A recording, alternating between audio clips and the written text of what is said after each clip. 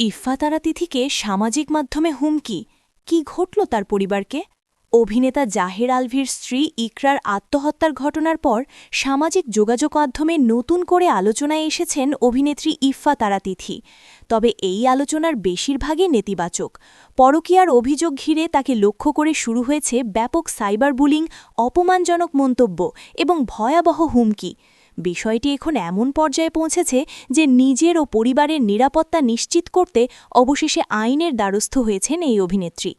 তিথি জানিয়েছেন, সাম্প্রতিক কয়েকদিনে তাকে সামাজিক যোগাযোগ মাধ্যমে অসংখ্য অপপ্রচার ছড়ানো হয়েছে। কেউ কেউ তার ব্যক্তিগত জীবন নিয়ে ভিত্তিহীন অভিযোগ তুলছে, আবার কেউ কৃত্রিম বুদ্ধিমত্তা এআই ব্যবহার করে তার নামে ভুয়া ছবি তৈরি করে ছড়িয়ে দিচ্ছে।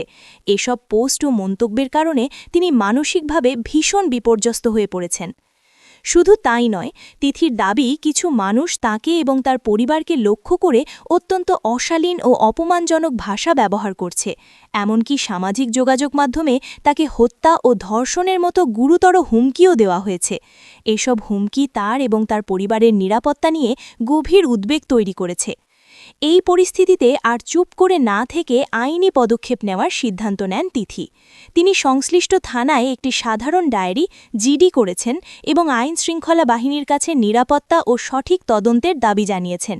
তিথি আশা করছেন আইনশৃঙ্খলা বাহিনীর দ্রুত ব্যবস্থা নিয়ে দোষীদের শনাক্ত করবে এবং অনলাইনে এমন হয়রানি বন্ধে কার্যকর পদক্ষেপ নেবে। অভিনেত্রীর মতে, সামাজিক যোগাযোগ মাধ্যম মানুষের মত প্রকাশের জায়গা হলেও সেটি কাউকে অপমান করা বা মিথ্যা অপবাদ দেওয়ার প্ল্যাটফর্ম হতে পারে না। তিনি সবার কাছে অনুরোধ করেছেন যাচাই না করে কোনো তথ্য বা গুজব ছড়ানো থেকে বিরত থাকতে।